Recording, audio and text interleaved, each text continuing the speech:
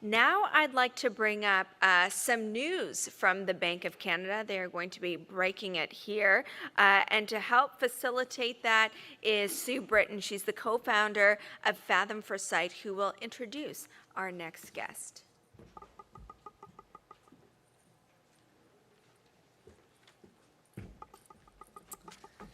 Hi, everybody. Thank you for that intro. I have a very simple job today, which is just to introduce Ron and then help facilitate some questions after Ron gives his presentation. So just for context, because I imagine that there's some folks in the room who may not be totally up to speed on payments regulation in Canada. In June of 2021, the federal government passed the Retail Payments Activities Act, RPAA, which gave the Bank of Canada the role of regulating retail payments.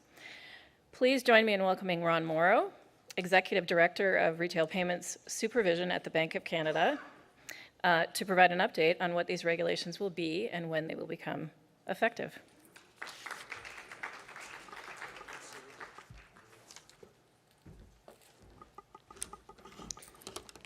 Wow, breaking news, that's a high bar. That's a very high bar. Good morning everyone, and thank you very much for inviting me to attend this year's Canadian Innovation Exchange Summit. A very exciting event for entrepreneurs, investors, service providers, who are really all on the cutting edge of technology innovation in Canada. Now today, I want to talk to you about how the Bank of Canada's evolving role in payments is keeping up with the fast-paced advancements in how everyone pays for goods and services. Exchanging payments for goods and services, like so many other things in our society, is moving more and more towards the digital universe. In fact, consumers' use of cash at the point of sale decreased to about 22% in 2021, down from about 54% in 2009. And COVID has also led to greater use of debit and credit cards, not surprisingly. About 85% of merchants now accept these electronic forms of payment, up from about 60% in 2018. All that to say, the payments ecosystem in Canada is evolving rapidly with a sharp uptick in the use of mobile and digital payments. Now, the fintech industry, which includes a large number of payment service providers, or PSPs, has really helped to facilitate this evolution. And this industry is growing quickly, both in terms of the number of companies and the amount of capital invested in them. Now, as Notorious B.I.G. so aptly said, it's like the more money we come across, the more problems we see. So do more ways of paying, create more problems. There are new ways to pay and an abundance of new players in payments. Quand l'argent passe d'une main à l'autre électroniquement, grâce à ces diverses nouvelles méthodes de paiement, il est primordial d'assurer ensemble la protection des consommateurs et de l'écosystème des paiements. Now, as I just said in French, when money changes hands electronically, in these new and very different ways, we all need to make sure that consumers and the payments ecosystem are protected. So, where does the Bank of Canada fit into all of this?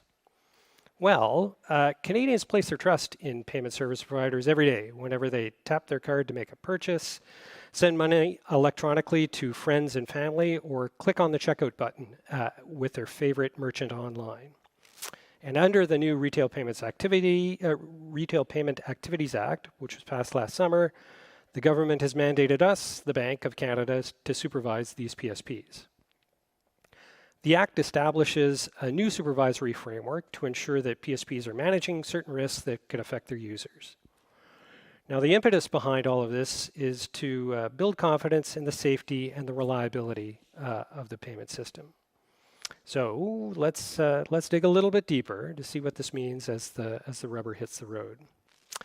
So before I get to the how and the when, let me talk a little bit about the who. So there are probably a couple of fintech companies in this room today who may be wondering if the new regime is going to apply to them. Simply put, if you're in the business of helping people and companies make day-to-day payments or store or transfer their money through electronic means, then your organization could very well be a PSP that would fall under this framework. This includes payments processors, digital wallets, money transfers, and a host of others. Now, one aspect of the regime is that banks and credit unions, who are already subject to a high degree of supervision at the both federal and provincial level, so they will fall outside of the scope of this act. But we currently estimate that there are over 2,500 entities that will come under our regulatory supervision. This includes well-established domestic and global entities that are household names when it comes to payments. It also includes a whole suite of newly established fintech companies, and both foreign and domestic PSPs will be required to register with us.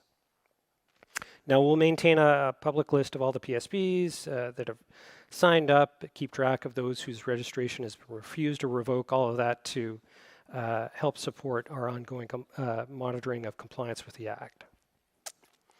Now, the regime will apply to many entities, but we're not going to use a blanket supervisory approach for the task at hand.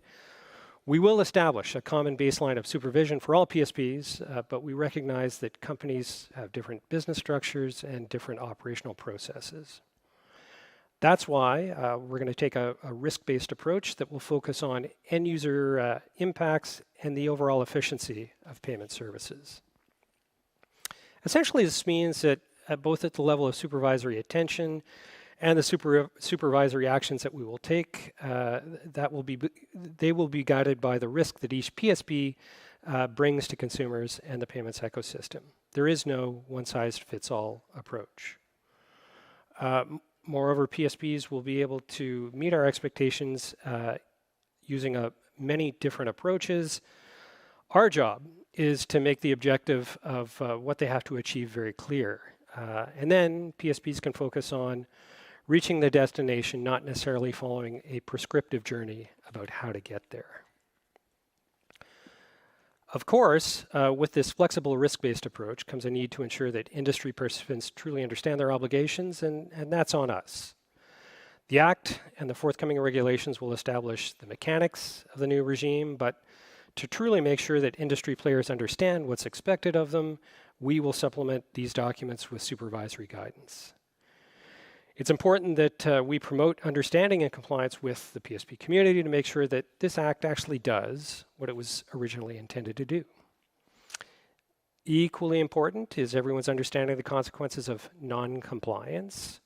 So under this Act, we will have the power to take action if a PSP does not comply with the Act or its regulations. This can start with a compliance agreement that lays out the terms by which the PSP must rectify its shortcomings in its operations. And the next level of enforcement would be a notice of violation. When we issue a notice of violation, we will publish on our website the company's name and the nature of its violations. Notice can also include a monetary penalty, which will be made public and could be as high as $10 million for a very serious violation. In addition, the governor has the power to issue a compliance order if a PSP is committing or about to commit an act that would have a significant adverse impact on consumers and other end users. Lastly, if a situation of non-compliance becomes severe, we can pursue court enforcement requiring the payment service provider to comply. So I've talked about the new powers and responsibilities the legislation provides us with. I think it's important for us to be clear about some areas where that remain outside of our purview. We will not be supervising all aspects of risk. For example, we will require PSPs to ensure that end users' funds can and will be returned to them if a PSP becomes insolvent. Our supervision will not, however, prevent a PSP's failure or insolvency from happening in the first place. As well, consumer complaints regarding fees charged by PSPs or other issues related to the fair treatment of customers are beyond the scope of our supervision. I do, however, want to be clear that our approach to supervision will need to change and evolve. we do need to be forward-looking, to assess emerging risks and practices in retail payments activities, and keep up with the spirit of innovation that's driving changes in how Canadians pay for goods and services. So what's next? Well, our ongoing engagement with our Retail Payments Advisory Committee, which is a group of about 20 payment service providers, continues to guide our path forward. The committee was established in 2020 and has provided us with invaluable industry expertise. The insights we're gaining from the PSPs on this committee are shaping our advice to the Department of Finance regarding the forthcoming regulations and the design of this regime. We're also engaging and raising awareness more broadly with, of the regime with industry groups, individual PSPs, the associations that represent them. We've also started outreach efforts to trade shows where we know PSPs will be attending. On that note, we have a booth here at CIX, so for those who have further questions, I invite you to come by and learn more about what I've covered today. In due course, the government will publish the draft regulations online. This is going to open the door to public comment. This will give PSPs a chance to provide feedback on the new requirements and what's expected of them. After subsequent publication of the final regulations, we'll begin to push forward and publish our supervisory guidance. Through this process, we'll continue to seek feedback. It's really important that we ensure that, take the time to ensure that we're getting this right. In a similar vein, I should also note that the Act will be coming into force in stages. For example, PSPs will be required to register with us before they have to reply with requirements for operational risk and safeguarding end user funds. With these steps in mind, we expect that PSPs will be required to register with the bank in 2024. The initial pilot and subsequent launch of our risk monitoring and compliance work is currently scheduled for 2025. I do like to stress that these are our current assumptions. Ultimately, the federal government will decide how and when each provision of the Act will come into force. So that's a lot. So I'm going to wrap up now to leave time in case there are any questions. Avant de vous passer la parole, j'aimerais réitérer que l'objectif de notre nouveau mandat est de favoriser l'innovation dans l'écosystème des paiements, tout en veillant à ce que les FSP gèrent leurs risques opérationnels et protègent les fonds de leurs clientes. As I said in French, I just want to reinforce to everyone here that our goal is to, in all of this, is to support the innovation that we see in the payments ecosystem. We'll do this while ensuring that PSPs manage their operational risk and ensure people's funds are protected. By ensuring these key risks are well managed, we will further build and maintain Canadians' confidence that more ways of paying do not indeed lead to more problems. I'd like to thank you all for your time today and would be very, very happy to answer any questions you might have. Thanks.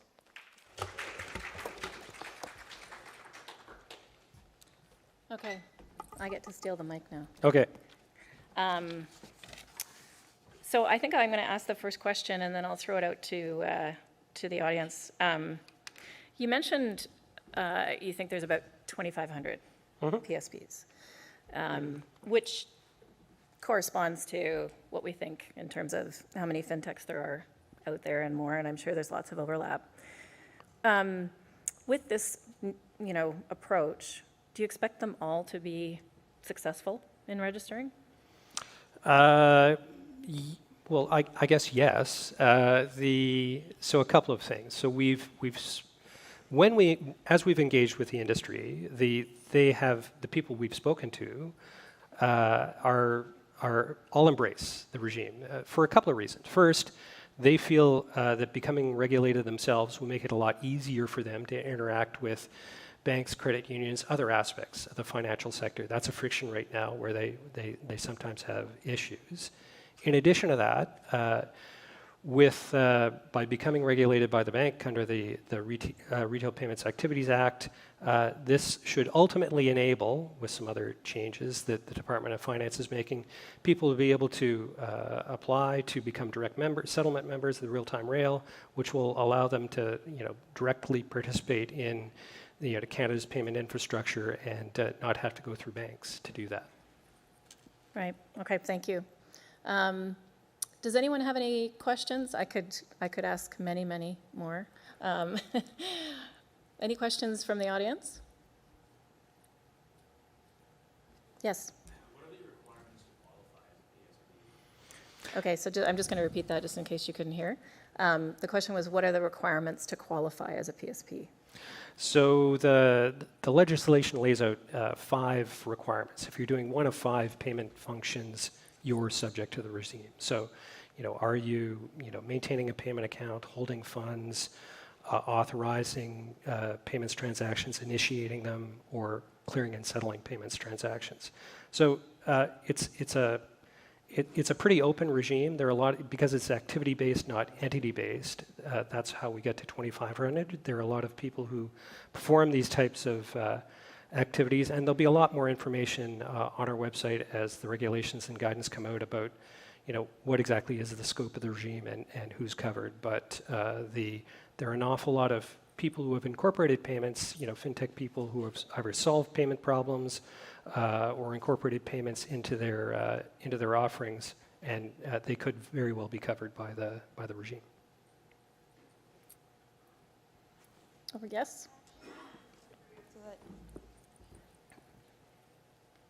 When you're talking about things like banking as service companies, technologies that enable other companies to facilitate those payments, who becomes responsible for it? Is it the company that owns the end user, or is it the company that's actually responsible for facilitating those payments?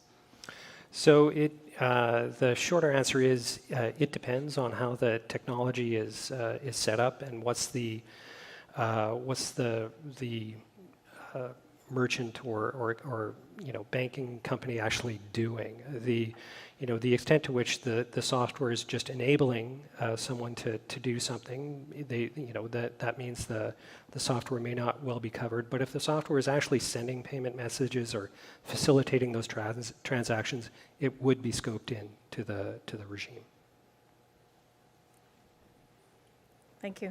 Would likely be scoped into the regime. Yeah. As my lawyers whisper in my ear. Okay, I'm going to ask another question. It's related to open banking. Yep. So you mentioned that this could all start in 2024, right, to require PSPs to be registered. Mm-hmm. And realizing that actually has to happen before, RTR, before everything else. So that's cool. But open banking has a similar set of requirements for accrediting third-party providers, many of which will likely be PSPs, right? Mm-hmm. Is there going to be any, sort of alignment or perhaps collaboration in that if you're a registered PSP, may you also become a accredited third party more easily, or vice versa? I mean, the short answer is I don't know. We are talking with the open banking team. I mean, we're sharing information with them. We ourselves are developing guidelines on, part of the regime is about making sure that people do a good job of managing operational risk. So we've, developed a framework for what we think that looks like. We've shared that with the open banking team. That might feed into some of what they're thinking about in accreditation, but we haven't talked about that explicitly, and that's something the open banking folks are, I'm sure, noodling right now. It's on the minds of the stakeholders for sure, so I just thought I would ask, yeah. Any other questions? Yes? Great moderator, Sue. My question's related to, so I work for the Ontario Securities Commission, and I appreciate the public interest mandate. How do you balance that with supporting, given that we're such a small country by population, and we don't have the most advanced open banking infrastructure right now? When you think about the fintechs that are building companies that could be category winners, category champions on a global scale, how do we ensure, we as a country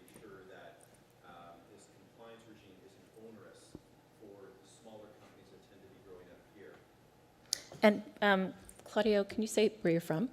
Yes, so the National Angel Capital, so I'm CEO of the National Angel Capital Organization. We have a great relationship with the federal government at all levels, and we represent 4,000 angel investors that have invested $1.3 billion into 2,000 companies, and we were established 20 years ago, so we've lived the innovation economy's progress.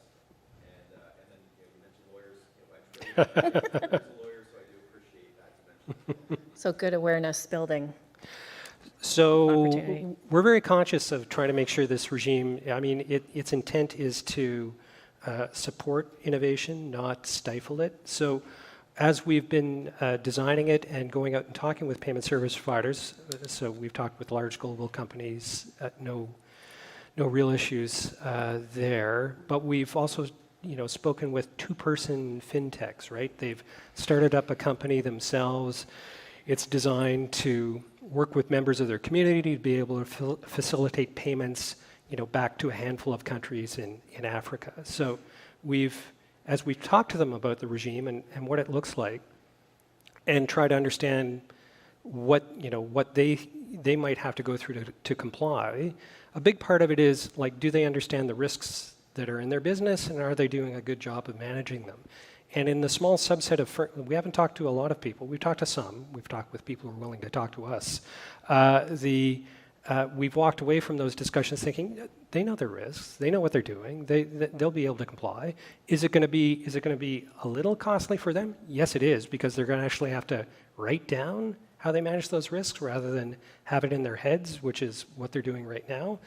But we don't think it's going to be overly burdensome on them, and if it turns out it is becoming overly burdensome, that's going to lead us to have to take a step back, because that's not really what we want to accomplish with this regime. We want to make things safe, but we also don't want to stifle new entrants into this area. Yeah, and to clarify, there are a lot of companies that are in that micro stage, right? 1, 2, 3, 4 people. But there's also a lot, bigger than that, and all sizes of companies. And they do eventually write it down. I know you didn't mean to say that, but suggest that. In fact, some of them probably are even more automated, more tech-based, more rigorous, even though they're not regulated, right? Is that a fair statement? Yeah, no, that's absolutely fair. I mean, the regime is, is going to be a little bit of, we're going to ask you for information so that you can demonstrate how you're doing a good job of managing those risks. So, you'll have to have something, not just like, it's all in my head, don't worry, we've got this. Right. I think hopefully we'll all be pleasantly surprised. Any other questions from the audience?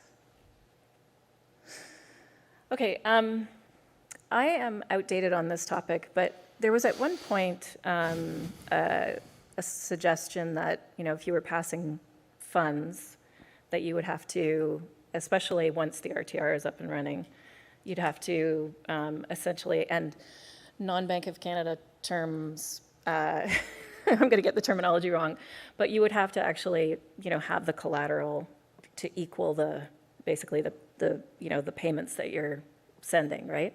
Is that something that, because obviously PSPs today who aren't regulated perhaps may not, right? Can you explain that a little bit? Sure. So the real-time rail, as it's developed, is going to be a fully collateralized system. So what does that actually mean? It means there's no credit. You can't make a payment to someone if you don't have the money to actually be able to make the payment. So for many PSPs, this is going to be a question of, because many of them don't actually hold funds, they just move your funds from point A to point B. This will be a case of having to move your funds from point A through into the real-time rail so that then they can move to the ultimate recipient. Right. Okay. But that doesn't, if they're not, I guess at the end of the day, once the RTR is up and running, then whether they're working through someone else or they're working directly, they'll have to do that. Yep, that's right. Got it. Okay. Please put up your hand if you want to ask a question, otherwise I'll just keep going. You Well, mentioned, nothing wrong with the Ron and Sue show. I know, we should be sitting over there. You mentioned that there could be a penalty as high as 10 million. Can you give some, maybe like an example scenario of what that might look like? Because obviously, there's a lot of payment service providers who, from your point around a risk-based approach, would not be creating that much risk and wouldn't likely be, having to kind of go into this worrying about a $10 million penalty. Well, I mean, so the legislation allows for fines up to $10 million. Right. So what is it, what's the worst offender look like? I don't know, but, you have to imagine someone who's, they're a repeat offender. It was an egregious offense.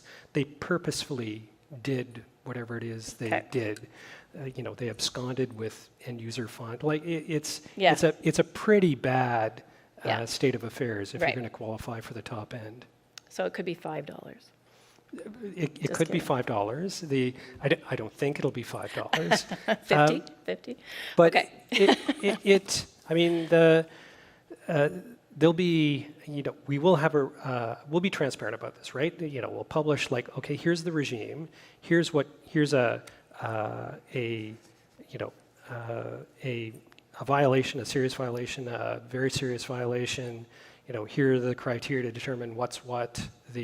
Here's what we do to. Here are the factors we consider. So people should know ahead of time, right? If they, depending on the nature of their non-compliance, what the potential penalty could be. And it's important that they know that so that they can, manage their affairs accordingly. Sure. Oh, absolutely, for sure. So I just want to wrap up with one more question and maybe end on a sort of fun, if you can put as fun as into- regulation is, yeah. As fun as the Bank of Canada is. You've got very cool socks on, though. Well, thank you. I don't know if you've showed it. See, I mean, the bankers can be cool.